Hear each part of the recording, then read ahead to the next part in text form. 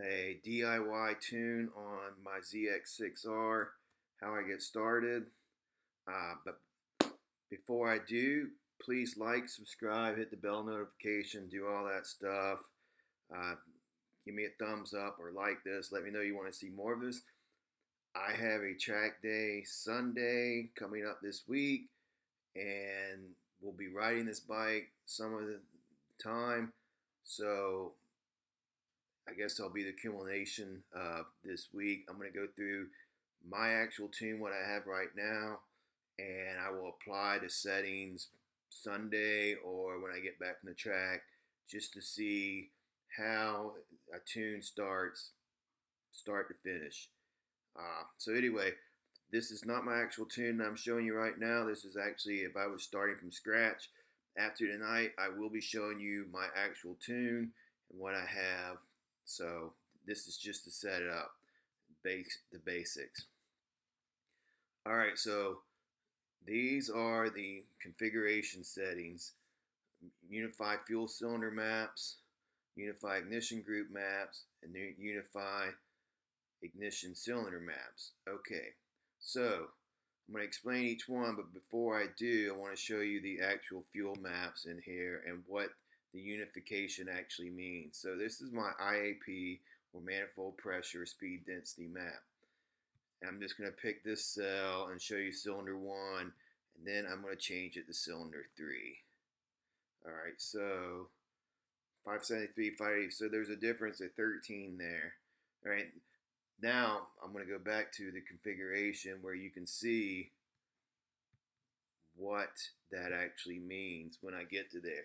Alright, so unify fuel cylinder maps, maintain cylinder offset, or choose a cylinder. Okay, so the maintain cylinder offset means that 13 that I show you difference, that whenever I apply the auto tune or I change one fuel cell, it changes it across all 4 cells and maintains the difference.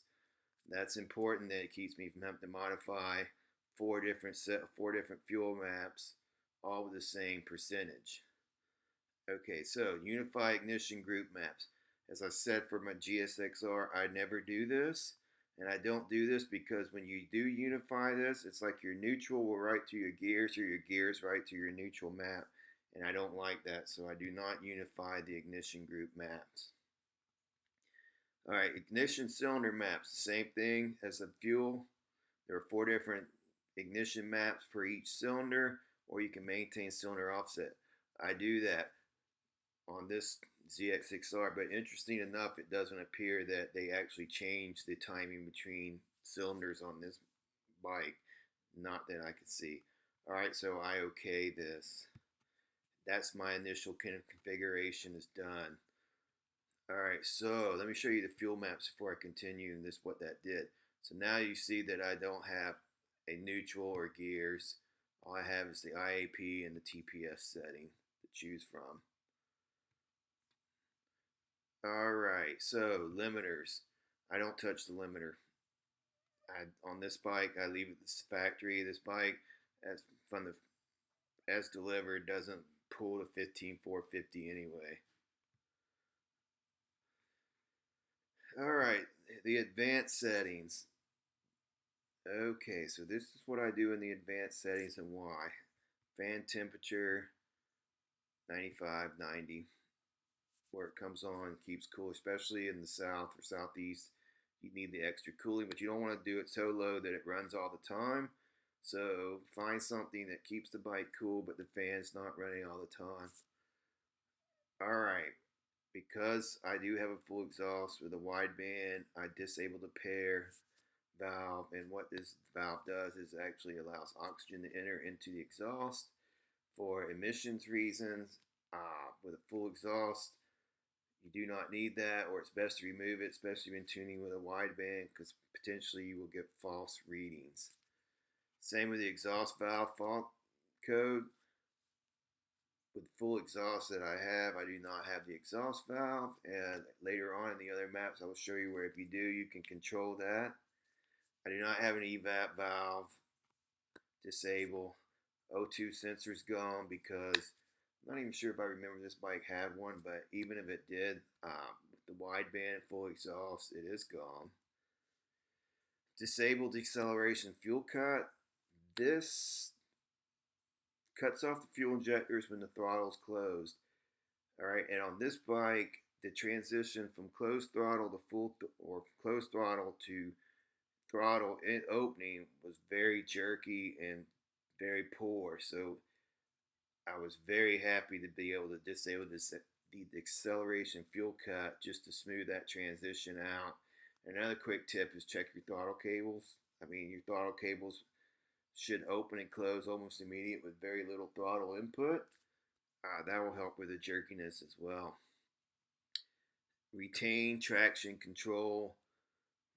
What this does is this allows you, if you've had it in mode, is it 1, 2, 3? Yeah, mode 1, 2, or 3, or off, when you turn the bike off, instead of having to go through that again, like turn the traction control off or whatever your last setting, defaults to wherever your last setting is. And for a lot of people, they like this if they run with no traction control on. Okay, so those are my advanced settings.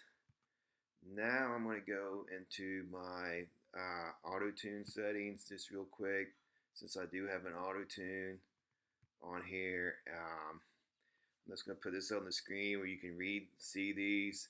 This is one thing that I do on all my bikes, is I try to do the mapping for the IAP to TPS transition as high as possible, because that blending really allows the transition to be smooth.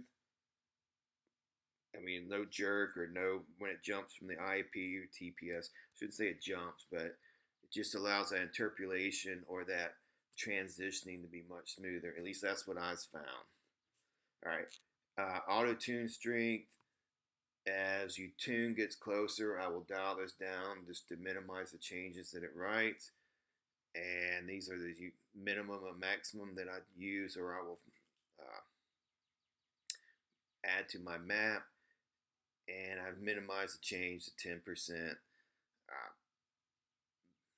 I always look at the map changes before I apply them. So a lot of this it doesn't automatically write, so it's not that big of a deal. Just make sure you review and they make sense before applying them. This is my exhaust gas offset setting for the Hindle.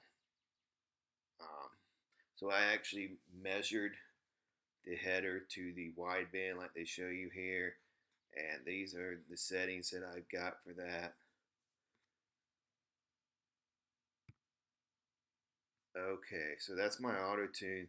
Let me look if there's anything else real quick for setting this up. I believe that's it. So like I said, as this week goes on, I'm going to show more with the tuning on this and what I actually have, and then hopefully Sunday at the track there were no problems, and I will get to show you what I apply with the auto tune and what that looks like and how much corrections actually taking place.